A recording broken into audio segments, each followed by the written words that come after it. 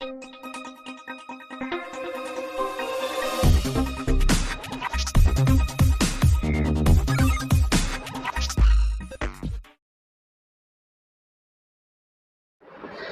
அருமை ரட்சகரும் ஆண்டவரும் ஆகிய இயேசு கிறிஸ்துவின் நாமத்தினாலே உங்கள் யாவருக்கும் அன்பின் நல்வாழ்த்துக்கள். நம்முடைய சேனல்ல தொடர்ச்சியாக மிஷனரிகளுடைய அவங்க ஆற்றிய அரும் பணிகளையும் அவங்களுடைய வாழ்க்கை வரலாறுகளையும் தொடர்ந்து பதிவிட வேண்டும் என்கிற ஒரு ஆசை என் உள்ளத்திலே உதித்தது. இன்னைக்கு அப்படிப்பட்ட ஒரு மிஷனரியினுடைய வாழ்க்கை வரலாறை குறித்து தான் நம்ம பார்க்க போறோம். ஸோ அவங்க கிட்ட பார்த்து கற்றுக்கொண்டு அவர்களைப் போல நாமும் என்ன செய்யணும், அந்த அர்ப்பணிக்கப்பட்ட பாத்திரங்களாக தேவனுக்காக அரும்பணி ஆற்றணும் என்கிற அந்த ஆர்வம் வரணும். ஏன்னா இன்றைய சமூகம் பாத்தீங்கன்னா ரசித்து விட்டு அப்படியே கடந்து போயிடுறது.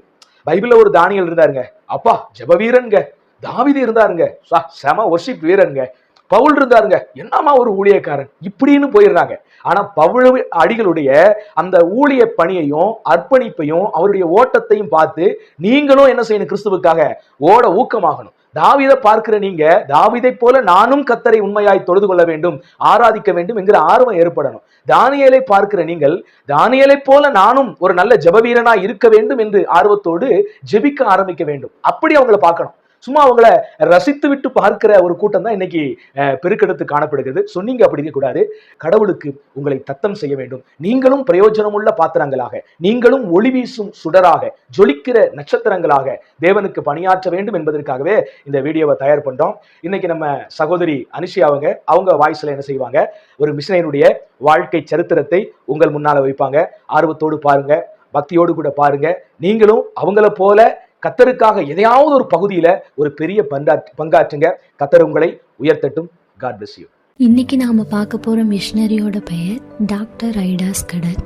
திண்டிவனத்தில் மருத்துவ மிஷனரியாக ஊழியம் செய்து வந்த doctor John Scudder Sophia Scudder தம்பதியினரின் 5வது குழந்தையாக டிசம்பர் 9ஆம் தேதி 1870ஆம் அன்று பிறந்தவர் தான் ஐடா ஸ்கடர். ஐடா ஸ்கடருக்கு 6 வயது இருக்கும் பொழுது 1877ஆம் ஆண்டில் இந்தியாவில் கொடிய பஞ்சம் ஏற்பட்டது. பஞ்சத்தின் கொடுமையை நேரில் கண்ட ஐடா தன் வாழ்நாளில் ஒருபோதும் மிஷனரி ஆகப் போவதில்லை என தீர்மானித்திருந்தார். ஐடா தனது மேற்கல்வியையும் இறையியல் பயிற்சியையும் அமெரிக்கா நாட்டில் 20 வயதில் முடித்தார். தந்தை ஜான் ஸ்கடரின் மருத்துவ பணியில் உதவி செய்து வந்த தன்னுடைய தாய் சோபியா ஸ்கடருக்கு உடல்நலம் குன்றிய காரணத்தால் ஐடா 1890இல் இந்தியாவிற்கு வர வேண்டிய கட்டாயம் உருவாயிற்று.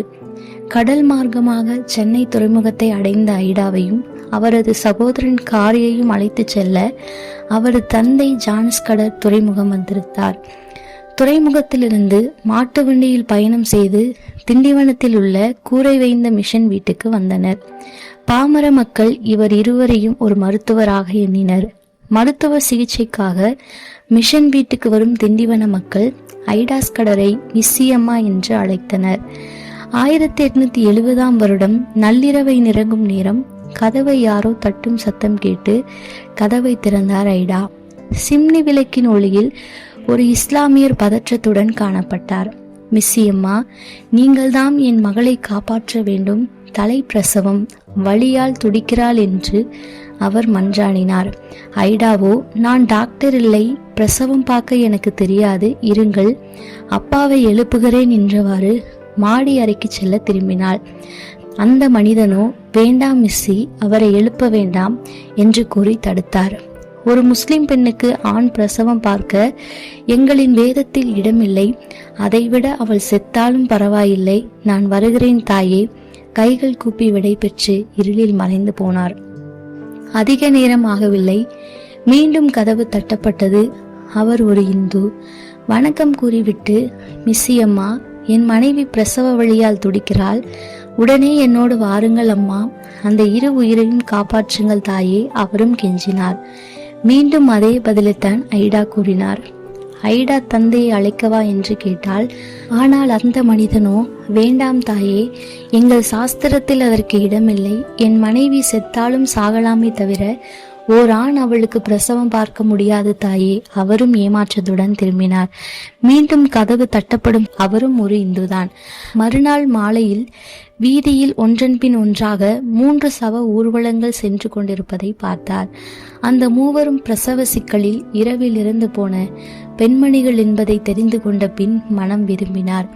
இந்திய பெண்மணிகளுக்கு உடனடி தேவை பெண் மருத்துவர்கள் என்பதை ஐடா அன்றே உணர்ந்து கொண்டார். 1899 வருடம் நியூயார்க் நகரில் கார்னெல் பல்கலைக்கழக மருத்துவக் கல்லூரியில் பெண்கள் மருத்துவம் பயில அனுமதிக்கப்பட்ட முதல் வகுப்பில் சேர்ந்தார்.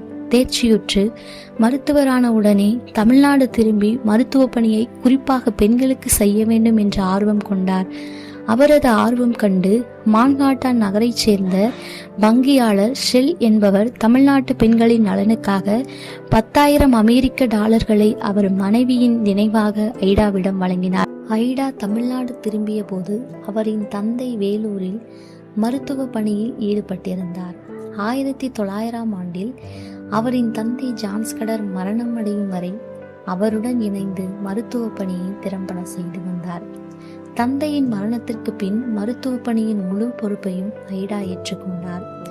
அமெரிக்காவிலிருந்து கொண்டு வந்திருந்த நன்கொடையை பயன்படுத்தி 1902 வருடம் ஒரு சிறு மருத்துவமனையை வேலூரில் அமைத்து அதற்கு ஷெல் மருத்துவமனை என்று பெயரிட்டார்.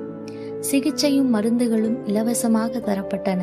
தற்போது இது மேரி டேப்லர் ஷெல் ஐ ஹாஸ்பிட்டல் என்று கண் மருத்துவமனையாக பெரிய அளவில் இன்றும் இயங்கி வருகின்றது. சென்னை பல்கலைக்கழக அனுமதியுடன் இந்தியாவிலேயே முதல் தாதியர் பயிற்சி பள்ளியை நிறுவினார்.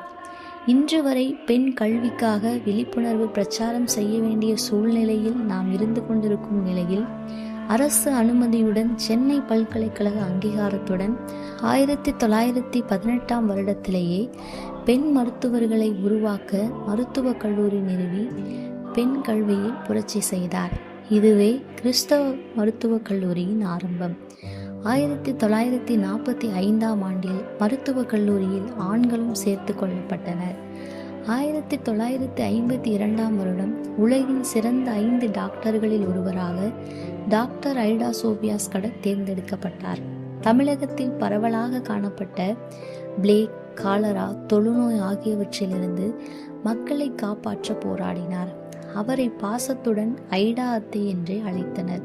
கடைசி வரை திருமணமே செய்து கொள்ளாமல் மக்கள் நலனுக்காகவே பணியாற்றி வந்த டாக்டர் ஐடா தனது 90வது வயதில் 1960 வருடம் மே மாதம் 24 நாள் அதிகாலையில் இறைவனடி சேர்ந்தார். ஆனால் அவரது சாதனைகள் மூலம் இன்னும் கடவுளுடைய நாமம் மகிமைப்படுகின்றது. ஆமென்.